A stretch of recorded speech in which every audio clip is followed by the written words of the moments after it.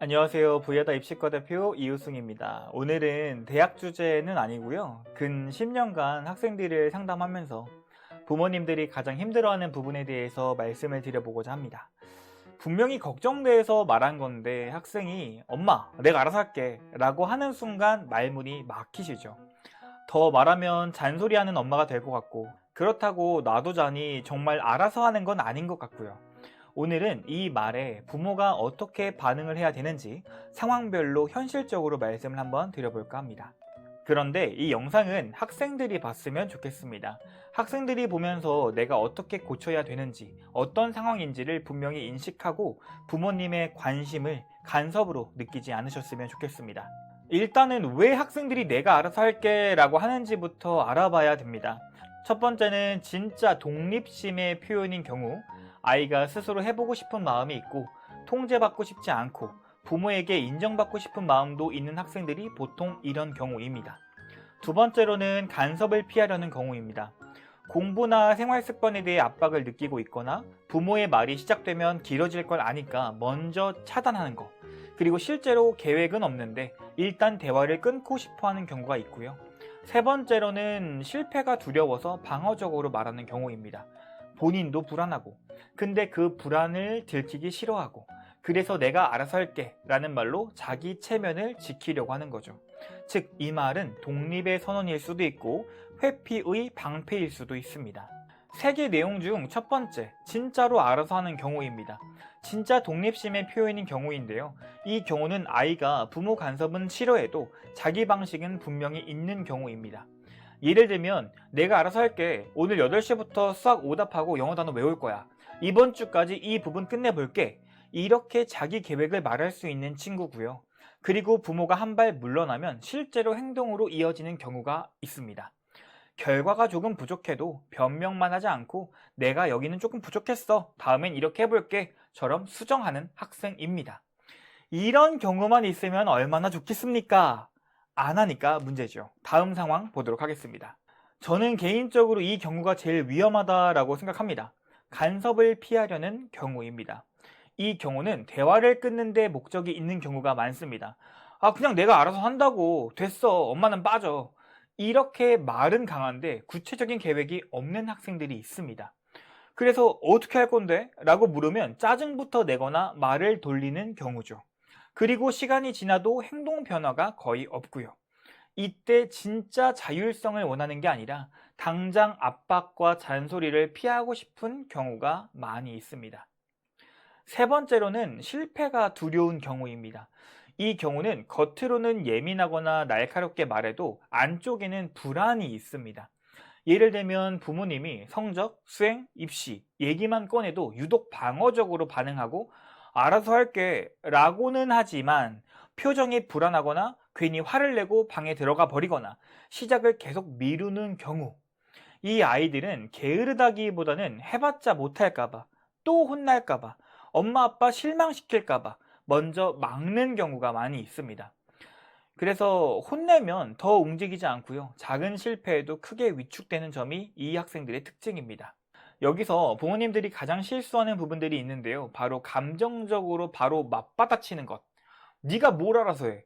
네가 알아서 한 게 뭐가 있어? 이렇게 반응하면 대화가 바로 자존심 싸움으로 변합니다. 두 번째는 말은 맡기겠다고 했는데 계속 개입하는 거죠. 그래, 알아서 해 라고 해놓고 10분 뒤에 어디까지 했어? 또 확인하는 거.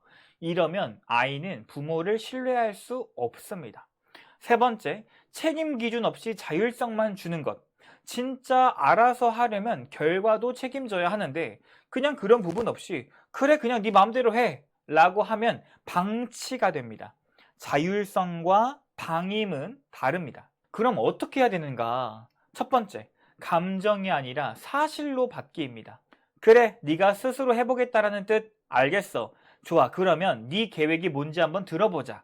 이런 식으로 대립 구도에서 책임 구도로 전환시켜야 됩니다. 두 번째, 알아서의 기준을 구체화하는 겁니다. 학생의 알아서는 막연하고 부모님의 기대는 구체적입니다.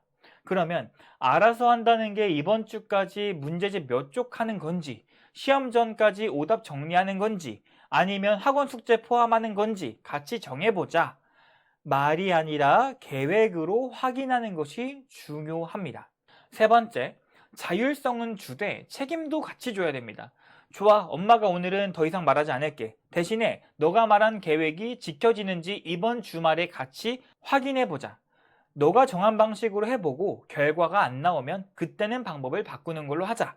이렇게 부모님은 간섭자에서 코치 역할로 이동하게 됩니다. 근데 여기까지는 교과서적인 이야기라면 다음에 나올 내용은 조금 더 현실적입니다. 이 경우는 아이가 부모님 말을 듣기 싫어서 혹은 잔소리를 차단하려고 알아서 할게를 쓰는 경우가 많이 있습니다.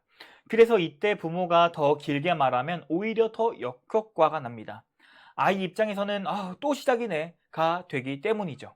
이때 중요한 건 설득이 아니라 구조를 바꾸는 겁니다. 첫 번째, 말싸움을 멈추고 기준을 짧게 제시해야 됩니다. 알겠어. 그럼 네가 알아서 하는 대신에 오늘 10시까지 해야 할 것만 끝내보자. 이렇게 감정은 빼고 기준만 남겨야 됩니다. 핵심은 잔소리가 아니라 합의된 최소의 기준으로 바꾸는 겁니다. 둘째, 알아서의 의미를 행동으로 바꾸게 해야 됩니다. 알아서 할게 라고 하면 바로 좋아, 그러면 오늘 뭘 언제 어떻게까지 할 건지 문장으로 한번 말해줘 라고 받아야 됩니다.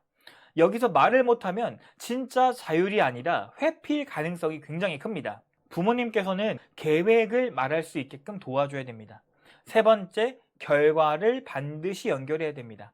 간섭 회피형 아이들은 말로 상황을 넘기려는 경우가 많아서 행동 결과와 연결되지 않으면 패턴이 반복됩니다.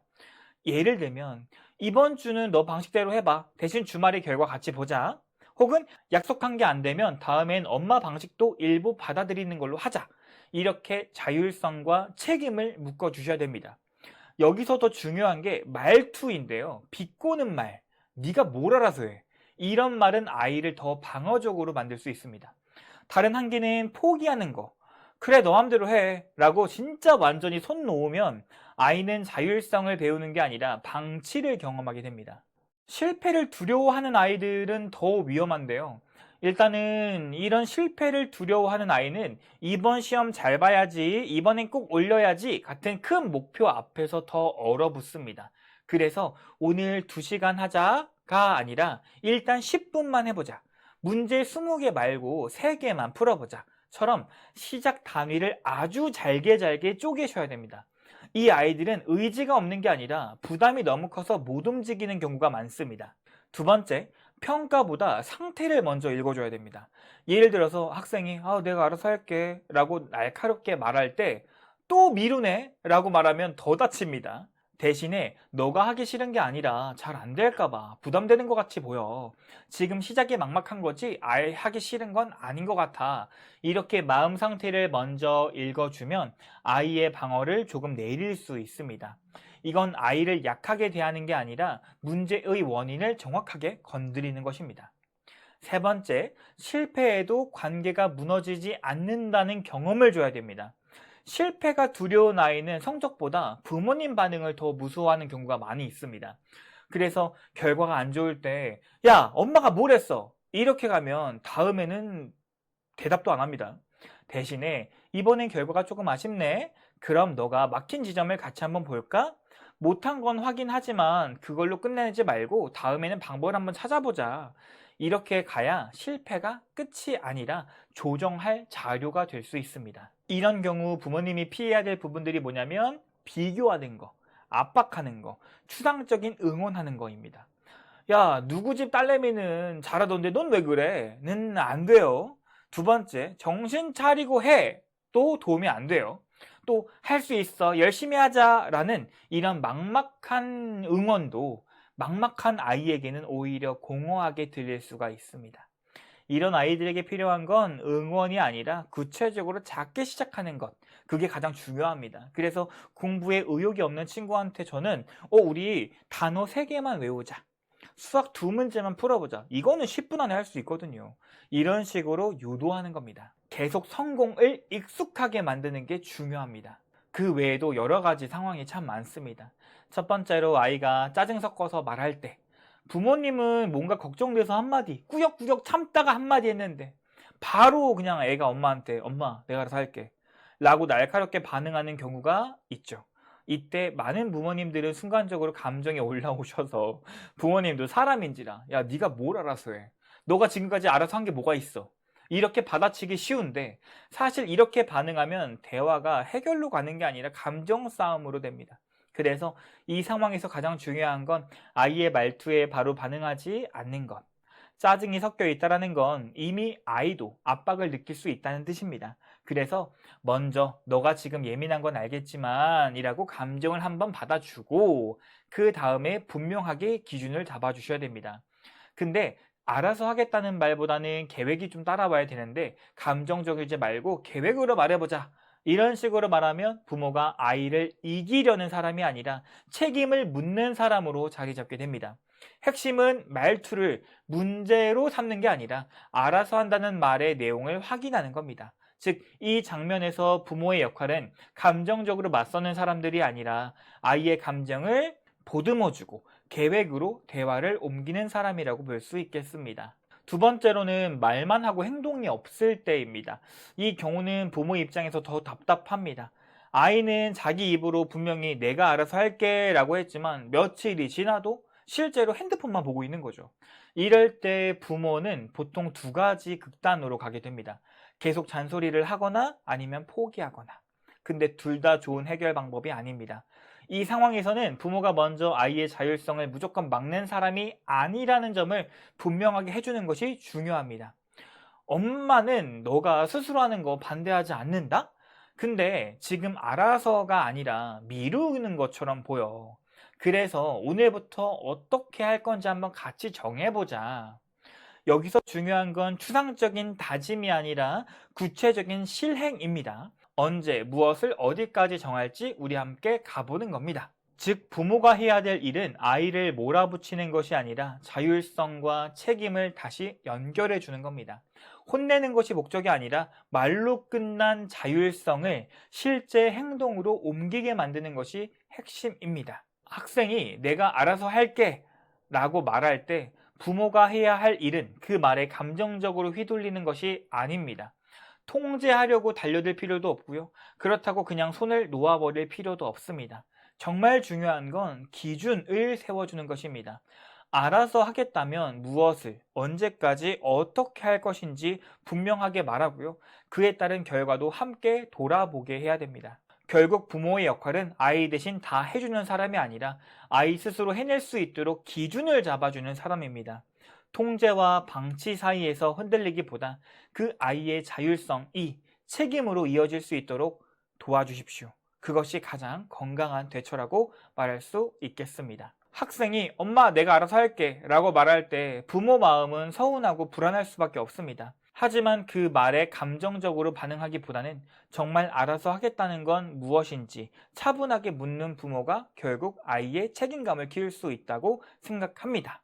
근데 이렇게 말해도 안 되는 친구들이 많이 있기 때문에 사실 오늘 방송을 찍을까 말까 굉장히 많이 고민했지만 그래도 우리 학부모님들께서 우리 학생들을 위해서 노력해 주시는 분들이니까 기준을 분명하게 세워야 된다라고 말씀드려보고 싶어 이 영상을 찍습니다.